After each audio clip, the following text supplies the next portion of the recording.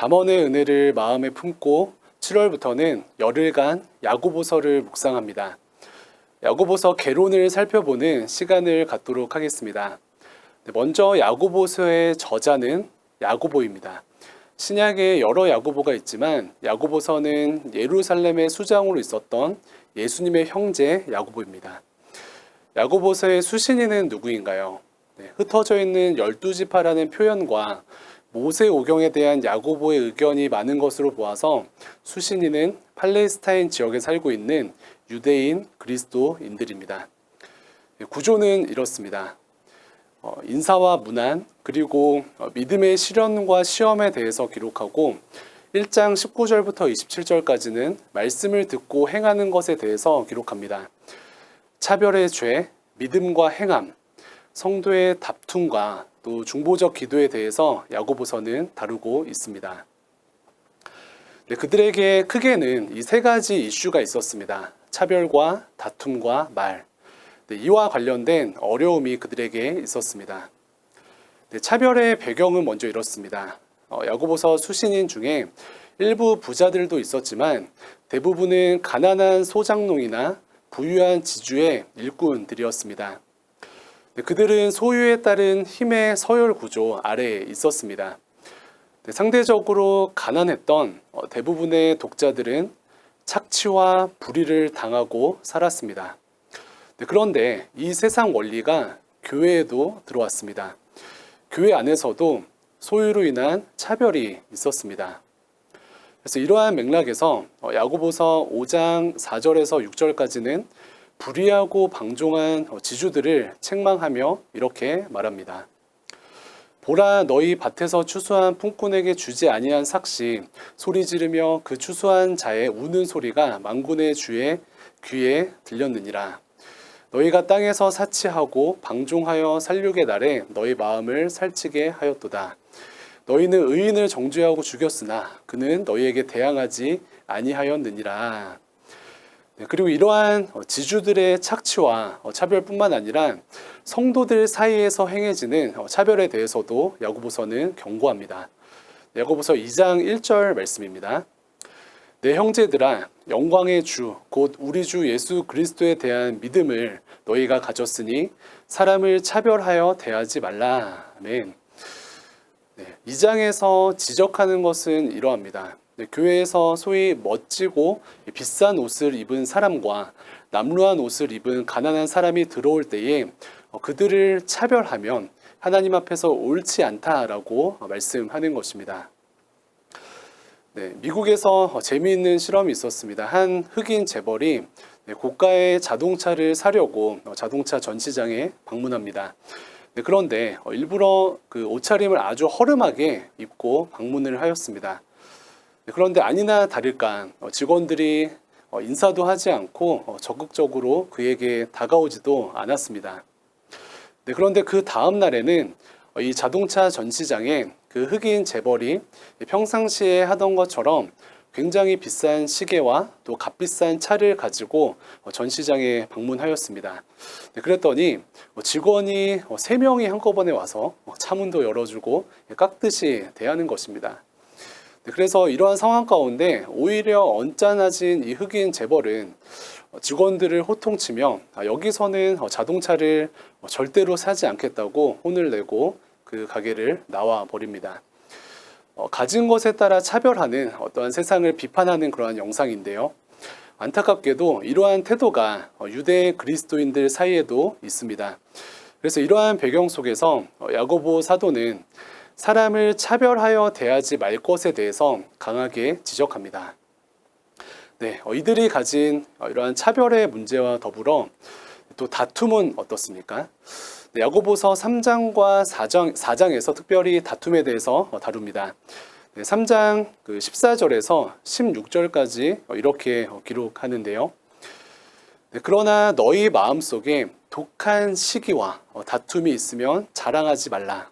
진리를 거슬러 거짓말하지 말라. 이러한 지혜는 위로부터 내려온 것이 아니요 땅 위의 것이요 정욕의 것이요 귀신의 것이니 시기와 다툼이 있는 곳에는 혼란과 모든 악한 일이 있음이라 라고 기록합니다. 다툼을 자랑하지 말라. 이것은 땅의 것이고 정욕의 것이고 귀신의 것이다. 그리고 시기와 다툼이 있는 곳에는 혼란과 모든 악한 일이 있다라고 말씀은 경고합니다. 우리는 삶을 돌아볼 때 참 연약하여서 참 많이 다투죠. 사랑하는 가족끼리도 다투고 직장에서 또 교회에서 참 많이 다툽니다. 야고보서는 독한 시기와 다툼이 있으면 그것을 자랑하지 말고 부끄러워하며 죄를 버릴 것을 말씀합니다. 이처럼 차별과 다툼 그리고 또 하나의 말의 문제가 있는데요. 3장 5절 말씀입니다. 이와 같이 혀도 작은 지체로되 큰 것을 자랑하도다. 보라 얼마나 작은 불이 얼마나 많은 나무를 태우는가. 작은 불을 비유하며 불은 작을지라도 산 전체를 태우는 힘이 있고 혀 또한 작은 것이지만 다른 사람과 또 가정과 교회 공동체 전체를 태우는 그러한 힘이 있음을 말합니다. 촌철살인이라는 말이 있습니다. 작은 철 하나가 사람을 죽일 수도 있다라는 그러한 말인데요. 말의 힘이 이렇게 대단하다라는 의미입니다. 그런데 촌철살인을 반대로 생각해서 권중달 교수님은 촌철활인이라는 말을 사용하시더라고요. 작은 철로 사람을 죽일 수도 있지만 작은 철로 사람을 살릴 수도 있다라는 그러한 의미입니다. 예전에 한 영화를 보는데 병원에서 의사용 수술용 그 칼을 가지고 살인을 저지르는 끔찍한 장면이 있었습니다. 너무 무서웠는데요. 그런데 참 아이러니하지 않습니까? 똑같이 작은 그 수술용 칼인데 이 칼을 누가 들고 있느냐에 따라서 살인 무기가 되기도 하고 사람을 살리는 도구가 되기도 합니다. 말의 힘이 이러합니다. 같은 말이지만요. 이 말을 어떻게 사용하느냐에 따라서 남을 살리기도 하고 또 다른 사람들을 죽이기도 합니다. 동일하게 최근에도 그 물류 창고에서 안타까운 화재 사고가 났습니다. 어떻습니까? 같은 불이지만요. 작은 불로 사람을 죽이기도 하고요. 같은 불이지만 어떤 부엌의 작은 불처럼 가정을 살리는 요리를 하게 되는 음식을 만드는 귀한 불이 되기도 합니다. 그래서 야고보서를 묵상하는 우리가 가진 작은 혀를 통한 촌철살인이 아닌 촌철활인의 이 역사가 우리의 삶 가운데 임하기를 간절히 소망합니다.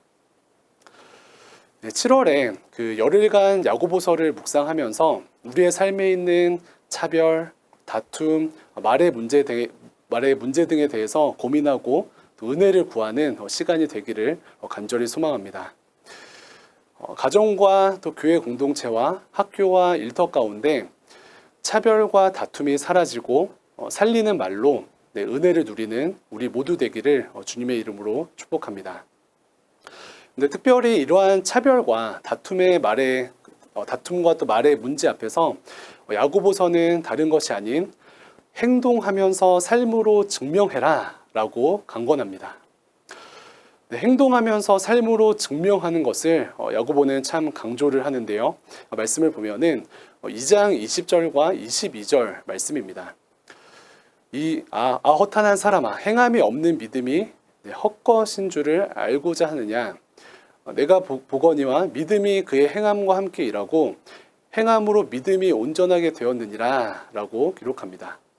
즉 행함이 없는 신앙은 아무것도 아니고 행함이 없는 성도는 온전하지 않다라고 야고보 사도는 이야기하고 있습니다.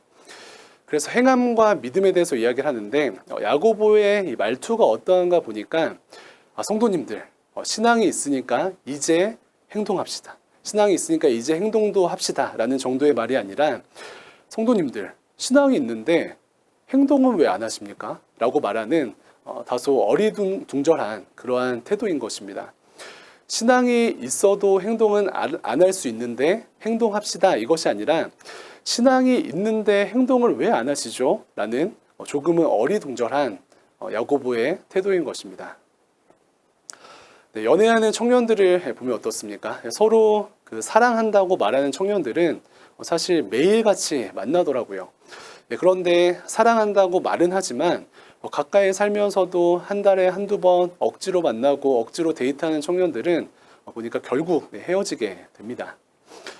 야고보서는 행함에 대해서 강조를 하게 되는데 이것은 믿음과 행함 중에 무엇이 더 중요하냐라는 그런 질문이 아니라 행함 있는 믿음, 이것을 이야기하는 것입니다. 무슨 말입니까?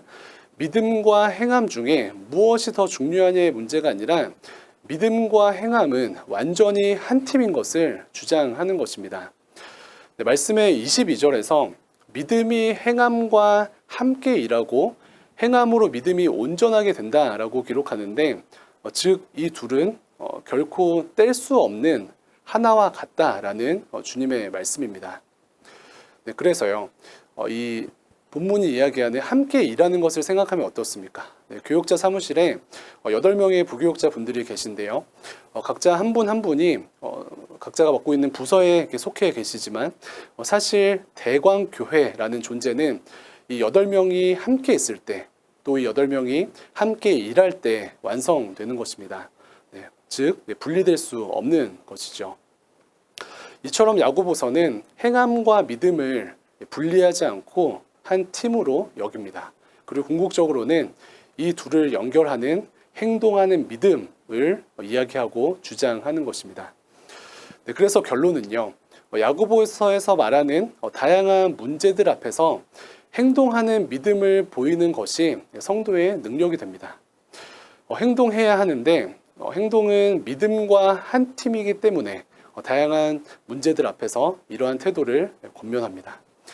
마지막으로 그 2장 1절 말씀을 함께 보도록 하겠습니다.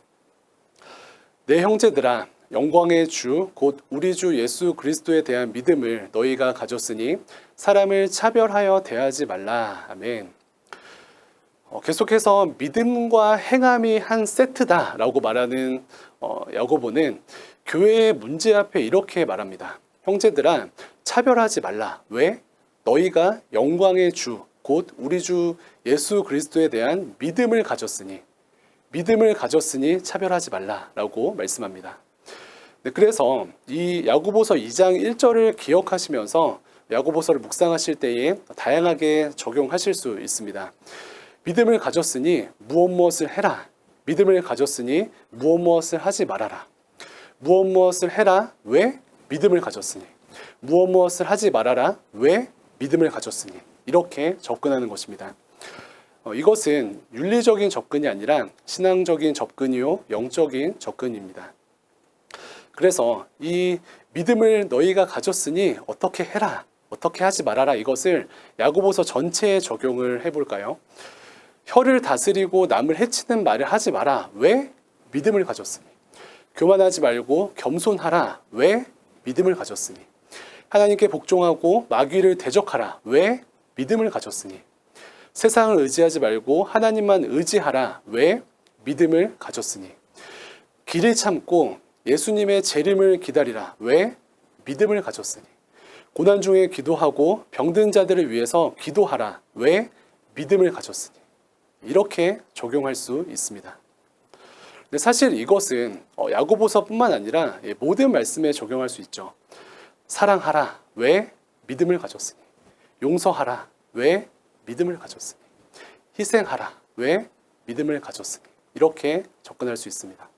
그래서 이렇게 야고보서를 저희가 묵상하고 이러한 방식으로 접근하면서 말씀의 능력을 정말 삶 가운데 누리는 모든 성도님들 되시기를 주님의 이름으로 축복드립니다. 그렇다면 마지막으로 믿음을 가졌으니 이렇게 하고 믿음을 가졌으니 이렇게 하지 말라라고 이야기하는데 이 믿음은 무엇입니까? 쉽게 말하면 믿음을 가졌으니 어떻게 해라 에서의 믿음은 하나님과의 관계를 의미합니다. 그래서 하나님의 자녀이니 이렇게 해라, 그리스도께 속한 자이니 이렇게 해라 라고 말하는 것입니다. 신분이 이러하니 그러한 마땅한 삶을 살아가라라는 하나님의 초청입니다. 네, 야고보서 저희가 참 이렇게 열흘 동안 이제 묵상을 하면서 이렇게 은혜를 누리시게 될 텐데요. 참 기대하는 마음이 생기시죠. 야고보에서 말하는 차별과 또 다툼과 또 말의 문제에 있어서 이 말씀과 함께 우리의 삶을 돌아보는 은혜가 있기를 간절히 소망합니다. 그리고 믿음을 가졌으니 즉 하나님의 자녀이니 그리스도께 속한 자인이 차별과 다툼을 이기고 살리는 말로 충만한 은혜를 누리시는 모든 대광의 성도님들 되시기를 주님의 이름으로 축복합니다. 감사합니다.